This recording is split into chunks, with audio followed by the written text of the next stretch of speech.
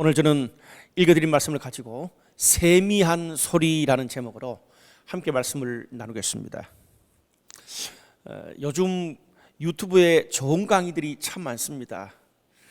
제가 지난주에도 여러 강의를 들었는데 최근에 핫한 이 교수님 중에 한 분인데 심리학자 김경일 교수님의 강의를 들었습니다. 참 유익했는데요. 한번 들어보시죠.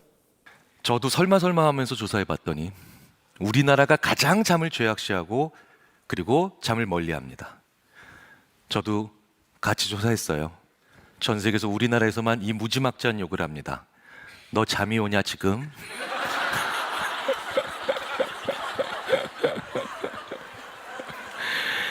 무시무시한 욕이에요. 왜? 심리학이 200년 동안 인간을 연구했는데 그 중에 가장 중요한 사실 중에 하나가 이거죠. 인간을 가장 확실하고 잔인하게 괴롭히는 방법이 뭔가요?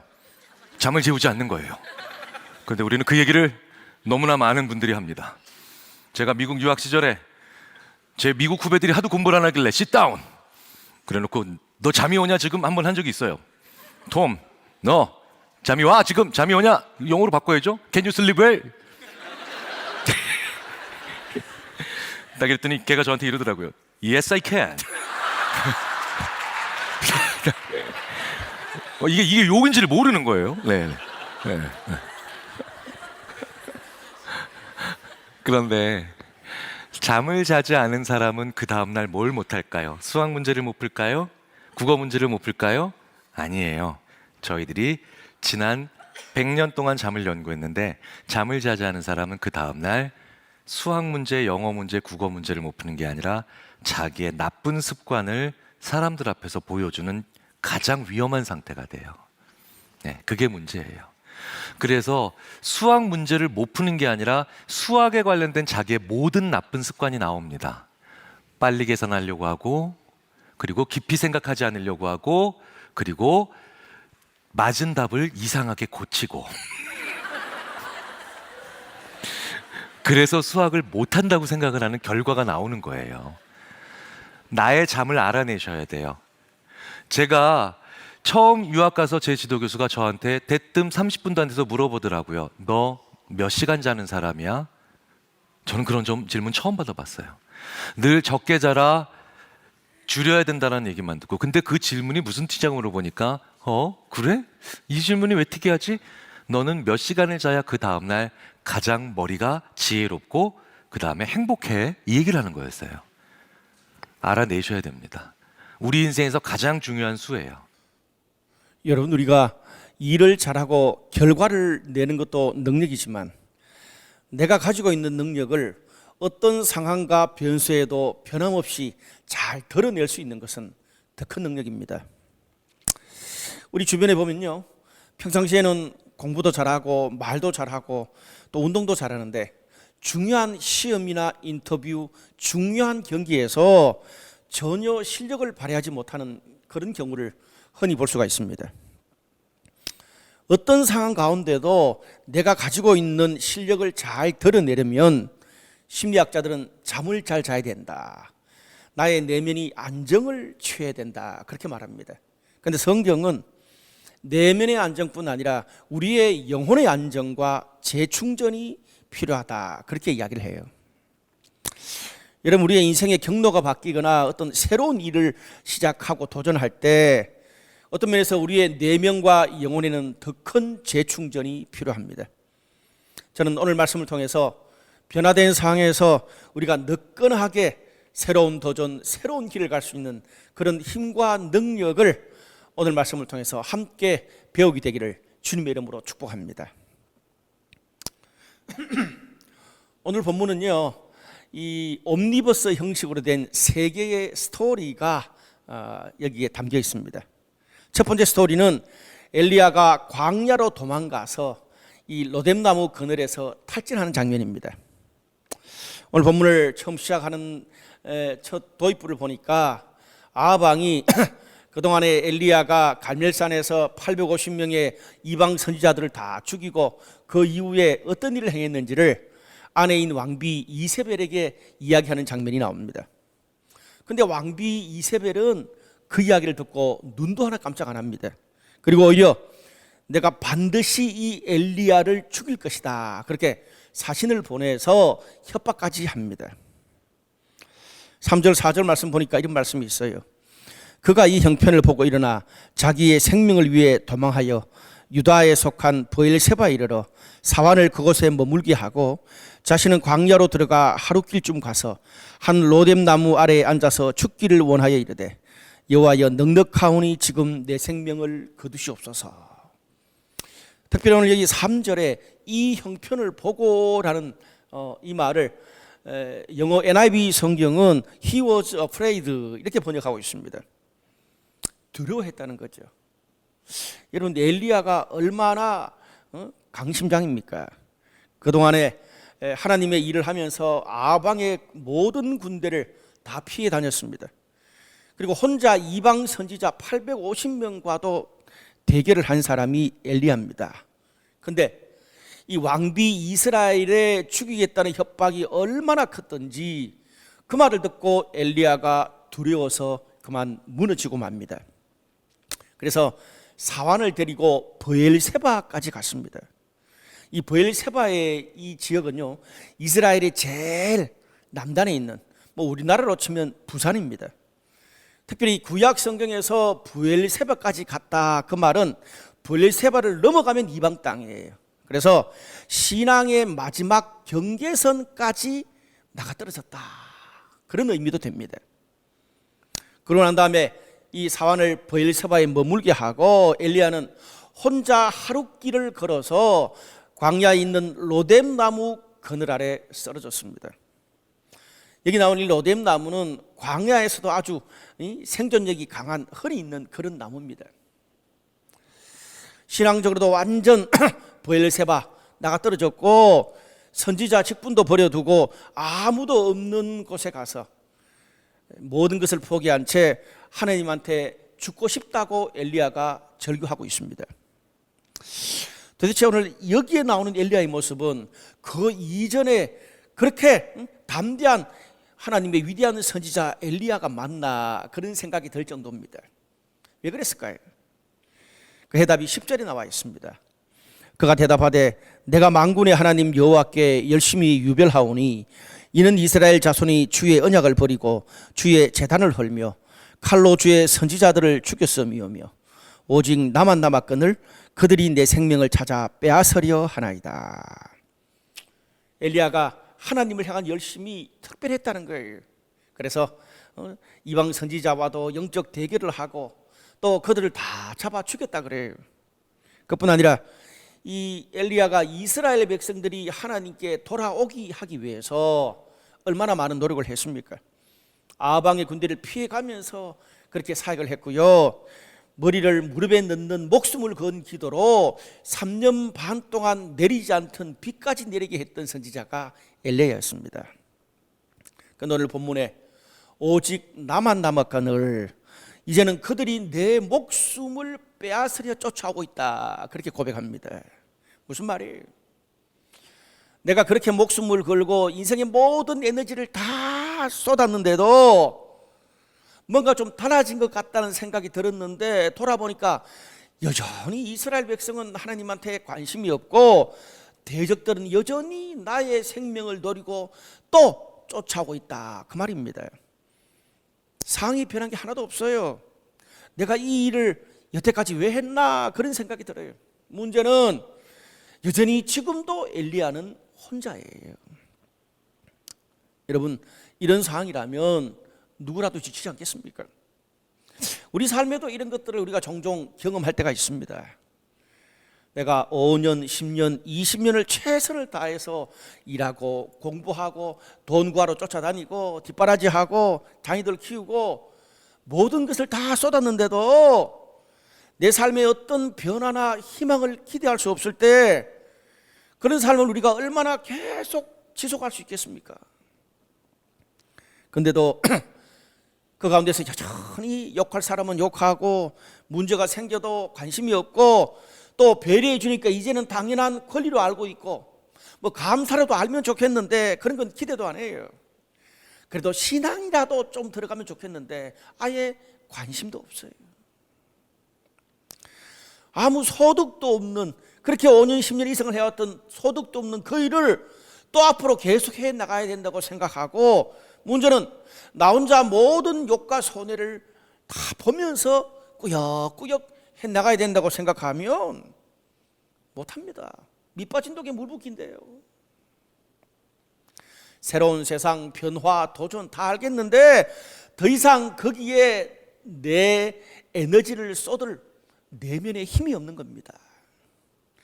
그럴 때 흔히 탈진이라는 게 옵니다. 그때는요, 어떤 말도 안 들려요. 분명히 저럴 사람이 아닌데 이상하게도 작은 일, 작은 말 하나에도 무너져요. 흔히 우리가 이런 말이 있잖아요. 전쟁터에서 날아다니는 총과 포탄을 뚫고 살아남은 사람이 주변 사람의 말 한마디에 무너질 수 있다. 그렇게 되는 거죠. 탈진이 찾아오면. 기도를 부탁하고 이렇게 나누라고 하는데도 도무지 말을 안 해요. 제 경험으로 볼 때도 그래요. 왜냐하면 또 그 이야기를 하려면 다시 처음부터 또 모든 이야기를 다 새로 해야 되거든요. 근데 문제는 말을 하나마나 뻔해요. 여러분 그동안에 얼마나 여러 사람에게 그 말을 많이 했겠어요. 시뮬레이션도 많이 해보고 어떻게 하면 대안을 찾지 밤잠도 설쳐보고 얼마나 발부둥을 쳐봤겠어요. 그런데 결국 다 이야기하고 나면 결국 또 내가 해야 되는 거예요. 그러니까 다 집어치고 더 이상 사람들의 말 안 듣고 광야로 가서 혼자 엎어지는 거예요. 엘리야처럼. 여러분 우리도 살면서 이런 엘리야의 탈진 경험을 꽤나 했을 것입니다. 그런데 이런 일들을 좀 수차례 겪고 나면 내성이 생겨가지고 다음에는 좀 나아지겠거니, 그리고 이런 일이 이제 좀 덜 찾아오겠거니 싶은데 찾아올 때마다 어김없이 쓰러지는 나의 모습을 발견하게 됩니다. 내 삶에 이 로뎀나무 그늘이 왜 이렇게 많은지요? 엘리야에게, 아니 오늘 우리들에게는 변화된 새로운 세상을 살아갈 그런 내면의 힘과 영적인 힘이 필요합니다. 오늘 그런 저와 여러분 우리들에게 하나님이 새로운 은혜 주시기를 기대합니다. 두 번째 스토리는 엘리야가 로뎀나무 그늘에서 추스려서 호렙산까지 찾아가는 장면입니다. 5절에서 8절까지 말씀에 보니까 이런 말씀이 있어요. 로뎀나무 아래에 누워 자더니 천사가 그를 어루만지며 일어나서 먹으라 하는지라. 본즉 숯불에 구운 떡과 한 병 물이 있더라. 먹고 마시고 다시 누웠더니 천사가 다시 와서 어루만지며 일어나 먹으라. 네가 갈 길을 다 가지 못할까 하노라. 일어나 먹고 마시고 음식물의 힘을 의지하여 하나님의 산 호렙에 이르니라. 오늘 그렇게 로뎀나무 그늘 아래 쓰러져 있는 엘리야에게 천사가 먼저 다가와서 손을 내밉니다. 구운 떡과 이 물 한 병을 주면서 두 번씩이나 어루만지면서 일어나 먹으라 그래요. 여러분 오늘 본문 자세히 보면 이 하나님의 천사가 처음부터 와가지고 안수기도 해주고 내적 상처 다 치유해주고 성령 받게 해서 다시 파송한 것이 아니었습니다. 천사가 그런 방법을 먼저 쓰지 않았어요. 쓰러진 엘리야가 다시 일어날 때까지, 추스릴 때까지 계속 격려하고 떡과 물을 갖다 주었습니다. 천사의 이런 격려와 음식물의 힘으로 엘리야가 추스려서 다시 하나님의 산까지 갈 수 있었어요. 인간의 내면과 영혼이 치유되는 데는 나름대로의 어떤 원리와 과정이 필요합니다. 예를 들어 우리가 요리를 하다가 칼에 베이면 집에서 일회용 밴드를 붙이면 돼요. 또 감기 같은 경우는 병원에 가서 주사 한 방 맞고 약을 또 몇 번 타먹으면 낫고요. 예를 들어 또 다리가 부러져서 병원에 찾아가면 기부술을 하고 한 2-3개월 다니면 됩니다. 그런데 결핵이나 암처럼 큰 병은 수술하고 회복되는데 몇 년씩 걸릴 수 있습니다. 인간의 내면도 마찬가지입니다. 내면의 탈진과 상처가 깊을수록 회복하는 데 시간이 더 많이 걸립니다. 마음의 안정을 찾을 때까지 격려도 필요하고 또 안정적인 삶이 가능하도록 떡과 물, 돈이 필요합니다. 왜 그렇습니까? 인간은 영으로만 존재하지 않고 마음과 육체도 같이 있기 때문에 그렇습니다. 흔히 우리가 신앙 그러면 영적인 것만 생각합니다. 그렇지 않습니다. 여러분, 이런 생각은요, 특별히 서양의 철학과 문화에서 나온 이 영혼과 육체를 분리시키는 이원론의 영향을 받아서 그렇습니다. 우리가 신약 성경에 바울 시대에도 보면 영과 육을 나누는 영지주의가 있었잖아요. 성경은요, 이 영혼, 육체, 마음 이것이 하나로 연결된 것으로 봅니다. 우리가 하나님과의 관계의 영적인 성숙을 이야기할 때 영혼, 육체, 마음이 함께 성숙하는 그것이 영적인 성숙입니다. 사람의 마음과 육체가요, 기본적인 안정감이 없이 너무 척박하고 불안만 계속되면 영적인 것이 우리 삶에 자리를 잡을 수 있는 여건이 조성이 안 됩니다. 아무리 은혜를 많이 받고 영적인 훈련을 많이 받아도 밑빠진 독에 이 물을 붓다 보니까 내 영혼에 남아있는 물이 없습니다.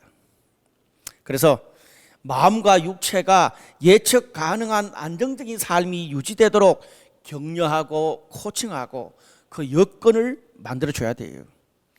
그것을 기반으로 해서 오늘 본문의 엘리야처럼 추스리고 난 다음에 그 다음에 하나님의 산에 찾아갈 수 있는 것입니다. 이런 기반에 아직도 자리 잡히지도 않았는데 조금 회복됐다고 이렇게 밀어붙이다 보면은 조금 용트림 하다가 독이 깨져서 금방 다시 썰어질 수 있습니다. 제가 이번 주에 어떤 한 성도와 통화를 하게 됐습니다. 저희 교회 오기 전에 또 다른 교회에서 굉장히 아픔을 많이 겪었던 그런 성도입니다. 교회에서 봉사해라 헌신해라 요것만 계속하고 마음과 육체가 안정을 찾을 수 있는 삶의 기본적인 여건을 마련하지 못했습니다. 그러다 보니까 또 거기에 집중하다가 쓰러지면 무너지면 신앙이 없다, 영성이 없다 계속 타박을 당했다는 겁니다. 그래서 이분이 저희 공동체에 와가지고 그 어떤 푸시도 하지 않았습니다. 격려만 계속 해줬어요. 최근에 많이 회복되고 삶이 어느 정도 안정이 되어가고 있어요. 그런데 이번 주 통화에서 그럼에도 불구하고 아직 잘 모르겠고 적응도 어렵고 뭐가 뭔지 모르겠다 그런 이야기를 해요. 많이 좋아졌는데. 그래서 제가 이런 말을 했어요. 이제 먹고 사는 것도 예측이 되어지고 안정이 되어 가니까 이제부터는 마음과 영혼을 추스리는데 좀 에너지를 써봐라. 그래서 처음으로 이분한테 큐티 이야기, 예비 이야기를 하게 됐습니다. 그런데 대화를 다 나누고 난 다음에 목사님, 제가 대화 가운데 많은 인사이트와 용기를 얻게 됐습니다. 그런 고백을 하더라고요. 여러분, 우리의 삶이 먹고 살고 안정적인 것만으로 만족하지 마십시오. 인간은 밥이 정말 필요하지만 밥만으로 살 수는 없는 것이 인간입니다. 인생의 비극이 뭔지 아십니까? 인생의 모든 문제를 밥으로만 해결하니까 문제가 찾아옵니다. 가정의 문제, 신앙의 문제, 관계의 문제 다 상황이 다를 수 있습니다. 우리가 밥의 힘으로 일어나고 안정을 찾았으면 이제는 하나님의 산에 올라가서 하나님을 대면해야 우리의 영혼, 마음, 육체가 온전한 회복을 누릴 수가 있습니다. 그리고 오늘 마지막으로 세 번째 스토리는 호렙산에서 엘리야가 하나님을 만나는 장면입니다. 9절과 10절 보니까 이런 말씀이 있어요. 엘리야가 굴에 들어가 머물더니 여호와의 말씀이 임하여 이르시되 엘리야야 네가 어찌하여 여기 있느냐. 그가 대답하되 내가 여호와께 열심히 유별하오니 이스라엘 자손이 주의 언약을 버리고 주의 제단을 헐며 칼로 주의 선지자들을 죽였음이오며 오직 나만 남았거늘 그들이 내 생명을 빼앗으려 하나이다. 오늘 하나님이 이 호렙산의 어떤 굴에 있는 엘리야에게 계속 말씀하시는 게 뭡니까? 네가 어찌하여 여기 있느냐, 그 말이에요. 네가 어찌하여 여기 있느냐. 이 말씀은 창세기 3장 9절에 비슷한 말씀이 나오는데 선악과를 따먹은 아담에게 하나님이 네가 어디 있느냐 그런 말씀을 하셨습니다. 여러분, 구약 성경에서 네가 어디 있느냐 이 말은요, 하나님과 관계에서 멀어져 있는 좀 부정적인 의미로 사용되고 있습니다. 왜 네가 지금 하나님과 담을 쌓고 그 하나님과의 관계가 멀어져 있느냐, 그것을 확인하는 질문입니다. 그런데 하나님의 그 물음에 엘리야가 뭐라 그럽니까? 내가 하나님과 멀어진 이스라엘 백성을 돌이키기 위해서 정말 최선을 다했는데 이제는 나만 혼자 남았습니다. 그들이 이제는 나를 죽이려고까지 합니다. 무슨 말이에요? 내가 최선을 다해봤지만 이제 더 할 수 있는 게 없다는 겁니다. 여기까지가 내 한계라는 거예요. 더 이상 차고 나갈 어떤 힘과 에너지가 엘리야한테는 없는 겁니다. 하나님은 엘리야한테 하나님과의 현재 관계를 묻고 있고, 엘리야는 현재 자신이 처한 상황과 나의 한계를 이야기하고 있습니다. 이렇게 하나님이 묻고 엘리야가 고백하는 것이 두 번이 나옵니다. 그런데 우리 신학자들은 오늘 이 본문을 히브리의 교차 대구법이다 그렇게 말합니다. 하나님이 묻고 엘리야가 대답하는 것이 한 번 있고, 그 뒤에 또 하나님이 묻고 엘리야가 대답하는 것이 한 번 있어요. 그 사이에 오늘 11절과 12절이 있어요. 샌드위치처럼 있는 거죠. 히브리어법에서는요, 어떤 단어나 동사를 강조할 때 계속 반복해서 이야기합니다. 그래서 3번 이상 반복하면 최상급이라 그래요. 근데 교차 대구법은요, 그보다 좀 더 폭이 큰 어떤 특별한 행동이나 대화나 패턴을, 삶의 패턴을 강조할 때 교차 대구법을 사용합니다. 오늘 길을 잃은 엘리야에게 하나님이 대안으로 주시는 그 강조하는 것이 뭡니까? 11절과 12절을 제가 읽어드릴게요. 여호와께서 이르시되 너는 나가서 여호와의 앞에 산에 서라. 여호와께서 지나가시는데 여호와 앞에 크고 간 바람이 산을 가르고 바위를 부수나 바람 가운데 여호와께서 계시지 아니하며 바람 후에 지진이 있으나 지진 가운데도 여호와께서 계시지 아니하며 지진 후에 불이 있으나 불 가운데도 여호와께서 계시지 아니하더니 불 후에 세미한 소리가 있는지다. 핵심이 뭡니까? 너는 나가서 여호와 앞에서 산에 서라는 거예요. 그리고 또 두 번째는 바위를 부수는 강한 바람에도 땅을 흔드는 지진도 그리고 뜨거운 불에도 하나님이 계시지 않고 세미한 소리에 하나님이 계셨다. 그 두 가지가 핵심 포인트입니다. 오늘 하나님은 엘리야가 지금 처한 상황에 대해서 어떤 전략이나 코칭이나 구체적인 대안을 제시하지 않았습니다. 무슨 말이에요? 지금 엘리야 네가 처한 상황 또 문제가 어떻든지 간에 우선 네가 들어가 있는 굴 밖으로 나오라는 거예요. 굴 밖으로 나와서 하나님 앞에 서라는 거예요. 먼저 문제가 크다 작다 답이 있다 없다 과거에 해봤다 지금은 없다 그런 게 중요한 게 아니라는 말이에요. 네가 폭 빠져 있는 그런 마음의 동굴, 관계의 동굴, 불안의 동굴에서 일단 나와야 되는 거예요. 그래서 거기서 나와서 하나님 앞에 서야 하나님이 지나가시는 것을 볼 수 있는 거죠. 그것이 바람이든지 지진이든지 불이든지 세미한 소리든지 그것이 나한테 맞는 하나님의 답인지 아닌지 확인을 할 수 있을 거 아니에요. 나와야. 여러분, 성경은 우리가 하나님 앞에 나갈 때에 일주일에 큐티를 며칠 하고 기도를 몇 시간 하고 어떤 훈련을 받고 그런 구체적인 걸 말하지 않습니다. 왜? 하나님께 나가는 방법은 사람마다 시대마다 조금씩 다를 수 있거든요. 중요한 것은 지금 내가 하나님과 멀어져 있고 영적인 감각이 없고 하나님과의 관계가 죽어 있는 그것을 회복하라는 거예요. 그래서 구약 성경에 보면 너희는 여호와께 나오라. 여호와를 만날 때 찾으라. 너희 죄가 주홍같이 붉을지라도 흰 눈같이 희게 될 것이라고 약속을 합니다. 하나님을 향한 우리의 마음, 자세, 태도가 중요한 거예요. 그것이 시작이에요. 우리가 할 일은 얼마나 문제가 많냐 그건 제쳐두고 우선 굴에서 나와서 이후의 모든 나의 삶은 주님께 맡기고 먼저 주님의 손을 붙잡아야 되는 게 그게 중요한 거예요. 그렇게 주님과 함께 교제하고 티격태격 인도받아 가다 보면 주님의 사연을 주님이 만들어 가시는 거거든요.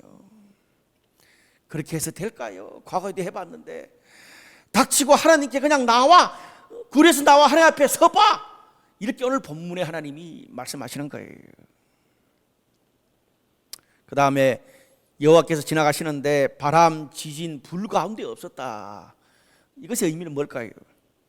뭐 자세하게 설명하는 것은 좀 너무 길기 때문에 하나의 사례만 말씀을 드리겠습니다. 여러분, 엘리야가 갈멜산에서 이방 선지자 850명과 싸웠을 때 하늘에서 뭐가 임했습니까?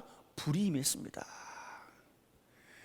갈멜산에 임한 이 불은요, 이 엘리야 시대를 넘어서 구약 성경 전체 이스라엘 백성의 역사에서 볼 때 영적 대결의 최고의 모델 중에 하나가 갈멜산에 임한 불이었습니다.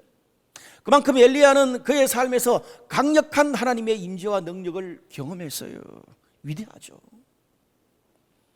근데 과거에 내가 아무리 강력하게 하나님을 경험하고 말로 다 할 수 없는 위대한 사역을 했을지라도, 그것이 바람이고 지진이고 불이라고 할지라도 그것은 과거의 사건이고 과거의 은혜고 과거의 사역이라는 거예요. 오늘 본문은 지금 내가 서 있는 바로 그 삶의 자리, 호렙산의 불안하고 쓰러져 있는 그 호렙산에 지금 내가 서 있는 삶의 자리에서 오늘을 살아갈 따끈따끈한 새로운 하나님의 은혜, 사명, 인도하심이 엘리야에게는 필요하다는 말이에요. 그것이 바로 세미한 소리입니다.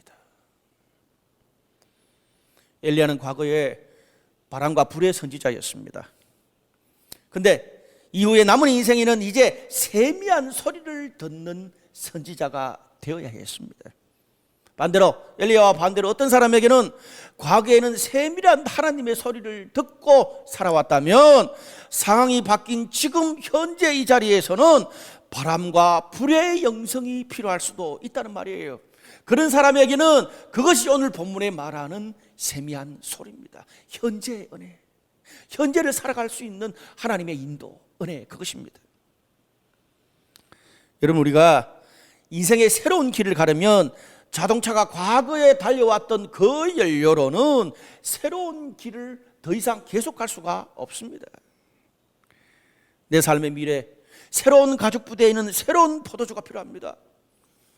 여러분, 포도주만 마시지 말고 새 영, 새 은혜, 새로운 하나님의 뜻과 인도에 나 자신, 내 가족, 내 진로, 내 비즈니스, 그리고 우리의 인생을 주님께 맡길 수 있기를 바랍니다. 제가 이 로뎀나무에 쓰러진 엘리야 설교를 얼마나 제 목회 기간 가운데 많이 했겠습니까? 저희 교회에서도 한 서너 번 했을 것 같아요. 제가 이래봬도 로뎀나무 사역자라고 해도 과언이 아니에요. 너무 뻔한 본문이에요.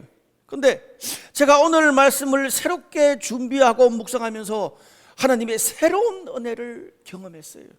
하나님의 새로운 메시지, 뜻을 발견했다는 겁니다.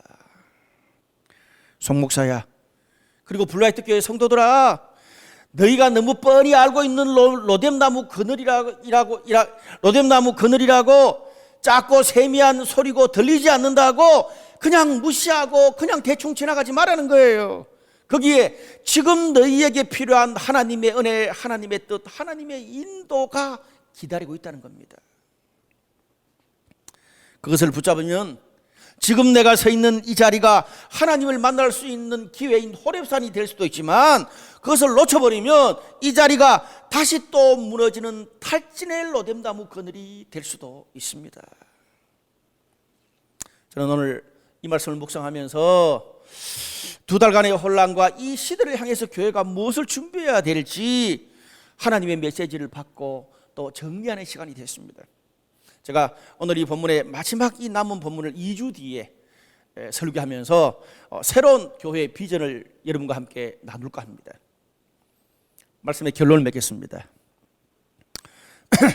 오늘 열왕기상 19장 전체를 보면 이세벨 왕비의 협박 때문에 엘리야가 신변의 변화가 생겨서 브엘세바로 도망하고 또 광야의 로뎀나무로 그리고 호렙산까지 이동하는 걸 볼 수 있습니다. 그리고 그 호렙산에서 15절에 보면 너는 네 길을 돌이켜 광야로 통하여 다메섹으로 가서 호렙산 이후의 여정을 또 하나님으로부터 인도를 받습니다. 자신의 상황의 변화 때문에 두려워서 신앙의 마지막 경계선까지 엘리야가 추락해보고 모든 사람들하고 담 쌓고 광야에 쓰러져도 보고 호렙산 굴에 들어가서 절망도 해봤습니다. 그런데 그 호렙산에서 세미한 하나님의 음성을 듣고 그 하나님의 세미한 음성을 새롭게 들음으로 말미암아 그 이후에 엘리야의 남은 인생이 새롭게 하나님의 인도를 받는 것을 볼 수 있습니다.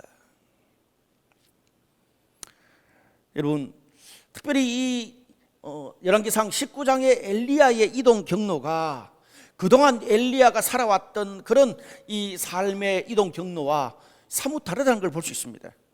오늘 우리 그 지도를 한번 띄워주시면 좋겠습니다. 그동안의 엘리야의 삶의 여정은요, 가뭄을 이겨내고 또 아방과 대결하고 또 여러 가지 모든 그런 이스라엘의 그런 백성들을 하나님께 돌이키는 사역에 집중하다 보니까 주로 이스라엘 중심부에 있었습니다. 그런데 두려움으로 또 방황하고 혼란을 겪으면서 자신이 사역하고 자신이 익숙했던 장소와 사람을 떠나서 멀리 이동하다 보니까 자신의 인생에서 한 번도 가보지 못한 곳으로 가게 됐어요. 그것이 뭐 추락이든 방이든 간에 한 번도 가보지 못한 길까지 엘리야가 가게 됐어요. 그런데 놀라운 것은 한 번도 가보지 못한 거기서 새로운 땅, 새로운 사람, 또 이후에 하나님의 새로운 계획을 거기서 보게 됩니다. 미래의 새로운 이스라엘이 거기서 준비되고 있었습니다. 최근 몇 달 동안 전 세계가 코로나로 인해서 모든 게 멈춰섰습니다. 과거 세대들이 한 번도 경험해보지 못했던 그런 일들을 우리는 지난 몇 달 동안 겪어봤어요. 직장도, 그리고 교회도, 가정도, 그리고 나라도. 여러분, 이번 코로나 사태로 인해서 수많은 사람들이 죽고 고통을 당하고 있지만 인도의 어떤 큰 도시에서 그동안에 막 공해 때문에 보이지 않았던 히말라야 산이 너무나 청명하고 깨끗하게 보인 것이 이 사진이 찍혀가지고 이런 SNS에 돌아다니고 있더라고요. 그리고 그동안에 여러 가지 수많은 그 환경 파괴나 그런 여러 가지 때문에 이 강과 바다를 떠났던 그런 새와 또 물고기들이 다시 돌아왔대요. 여러분, 우리가 멈춰서면 사라지고 잃어버리는 것도 있지만 그동안 보이지 않았던 것들이 새롭게 보일 수도 있습니다. 우리 인생에서 멈춰서야만 비로소 볼 수 있는 것이 있다는 말입니다. 전 세계가 혼란 속에서 멈춰서 있는 지난 2달 동안 하나님이 우리들에게 새롭게 보여주신 것은 뭡니까? 무엇을 고민하게 하셨고 무엇이 가장 소중한지 알게 하셨고 어떤 꿈을 새롭게 꾸게 하셨습니까? 문제 속에는 우리를 새로운 땅으로 인도하시는 하나님의 계획이 늘 함께 숨어 있습니다. 오늘 그 하나님의 새로운 은혜와 인도하심을 깨닫는 저와 여러분 우리 모두가 되시기를 주님의 이름으로 축복합니다.